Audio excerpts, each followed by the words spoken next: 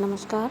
आज हम BSc part first के फर्स्ट पेपर में सम्मिलित हाइब्रिडाइजेशन को डिस्कस करेंगे। संयोजकता बंध सिद्धांत यानी कि वैलेंस बॉन्ड थ्योरी के अनुसार एक परमाणु उतने सहसंयोजक बंध बनाएगा जितने अयुग्मित इलेक्ट्रॉन वाले कक्षक अतिव्यापन के लिए उसके पास उपलब्ध होते हैं, यानी कि उसके आउटर मोस्ट ऑर्बिटल में जितने अनपेड इलेक्ट्रॉन होते हैं वो उसकी सहसंयोजकता होती है। इस आधार पर अगर हम बेरिलियम, बोरोन और कार्बन का इलेक्ट्रॉनिक विन्यास देखें तो बेरिलियम में हम देखते हैं कि उसका इलेक्ट्रॉनिक कॉन्फ़िगरेशन 1s2 2s2 होता है। बोरोन का 1s2 2s2 2px1 व कार्बन का 1s2 2s2 2px में 1 और 2py में 1। और इस आधार पर बेरिलियम को 0, बोरोन को 1 और कार्बन को 2 सहसंयोजक बंध बनाने चाहिए। परंतु हम जानते हैं कि बेरिलियम डाइवैलेंट, बोरोन ट्राइवैलेंट और कार्बन टेट्रावैलेंट होता है। इसकी व्याख्या करने के लिए वैलेंस बॉन्ड थ्योरी कहती है कि यदि सेम क्वांटम संख्या में खाली ऑर्बिटल उपस्थित हों तो पेयर्ड इलेक्ट्रॉन जो हैं वो अनपेयर्ड हो जाते हैं, यानी कि उन खाली ऑर्बिटल में एक्साइटेड स्टेट में चले जाते हैं। और यहाँ पे भी ऐसा ही हुआ है कि 2s ऑर्बिटल से एक इलेक्ट्रॉन 2p में चला गया है।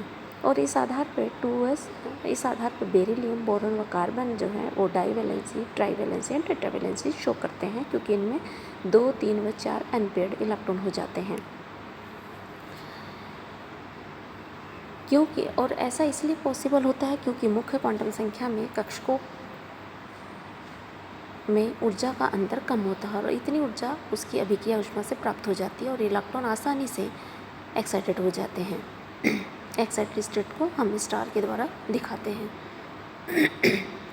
वैलेंस बॉन्ड थ्योरी के अनुसार अयुग्मित इलेक्ट्रॉन वाले कक्षक अतिव्यापन करके सहसंयोजकता बंध बनाते हैं, यानी कि कोवलेंट बॉन्ड बनाते हैं। अतः इस सिद्धांत के अनुसार मीथेन में 4 हाइड्रोजन परमाणु के 1s कक्षक कार्बन के क्रमशः 2s, 2px, 2py व 2pz ऑर्बिटल के साथ अतिव्यापन करके 4 सहसंयोजक बंध बनाएंगे। इस अवस्था में एक ss ऑर्बिटल हुई है, ओवरलैपिंग हुई है और 3 sp ऑर्बिटल की ओवरलैपिंग हुई है, जो कि p कक्षक दिशात्मक होते हैं और s कक्षक दिशात्मक नहीं होते हैं और दिशात्मक बंध अधिक प्रबल होते हैं। अतः CH4 एक कक्षक एक बंध दुर्बल होना चाहिए और 3 बंध स्ट्रॉन्ग होने चाहिए, क्योंकि एक में SS ओवरलैपिंग हुई है और 3 में SP ओवरलैपिंग हुई है। परंतु जब CH4 की बॉन्ड लेंथ और बॉन्ड एनर्जी निकाली गई तो इसके चारों बॉन्ड समान थे।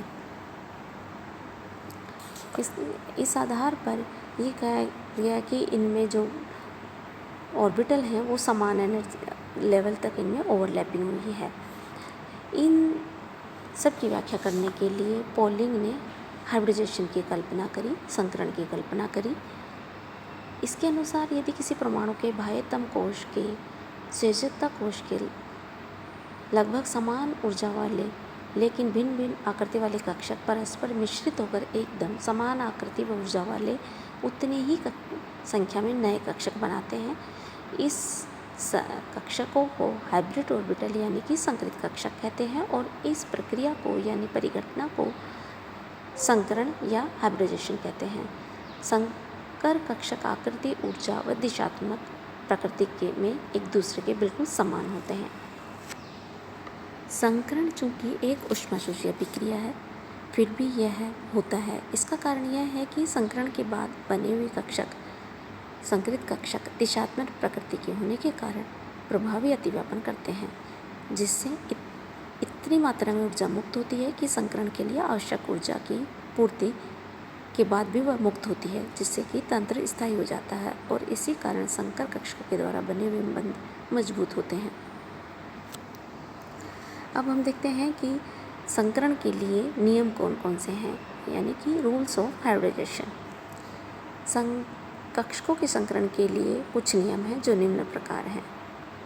संकरण में भाग लेने वाले कक्षक लगभग समान ऊर्जा स्तर पर उसी मुख्य क्वांटम संख्या वाले और उसी परमाणु अथवा आयन के होने चाहिए। संकरण में भाग लेने वाले कक्षकों व नए बने संकर कक्षकों की संख्या बिल्कुल समान होती है, अर्थात जितने कक्षक संकरण में भाग लेते हैं बिल्कुल उतने ही नए संकर कक्षक बनते हैं। किसी परमाणु के लिए एक निश्चित संख्या का संकरण निर्धारित नहीं किया जा सकता, क्योंकि संकरण एक केमिकल एनवायरनमेंट है पर डिपेंड करता है, जैसे कि एथेन C2H6, एथिलीन C2H4 व एसिटिलीन C2H2 में प्रत्येक कार्बन परमाणु क्रमशः 3, 2 व 1 हाइड्रोजन परमाणु से जुड़ा हुआ है। इस कारण से इनमें तीनों का प्रकार में संकरण भी अलग अलग होगा। C2H6 में यानी कि एथेन में sp3 होगा, एथिलीन में sp2 व एसिटिलीन में sp संकरण होगा। संकरण में परमाणु भाग लेते हैं, इलेक्ट्रॉन नहीं। इलेक्ट्रॉनों का तो संकरण के पश्चात उन नए कक्षकों में बंटवारा उसी रूप में होता है।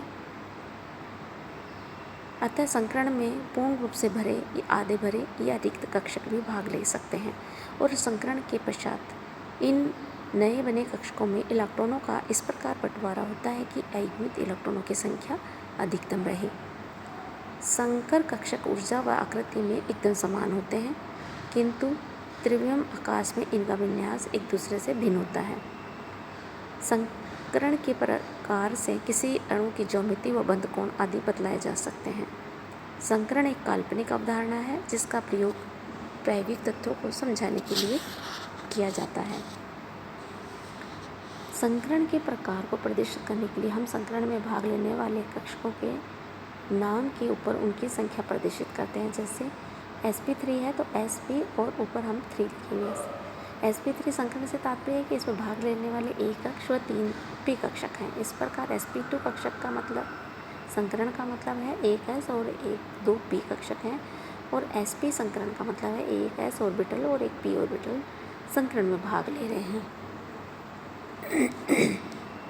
इसके बाद हम पढ़ते हैं, हम लेंगे वेरियस टाइप ऑफ हाइब्रिडाइजेशन, जो कि हम नेक्स्ट क्लास में डिस्कस करेंगे।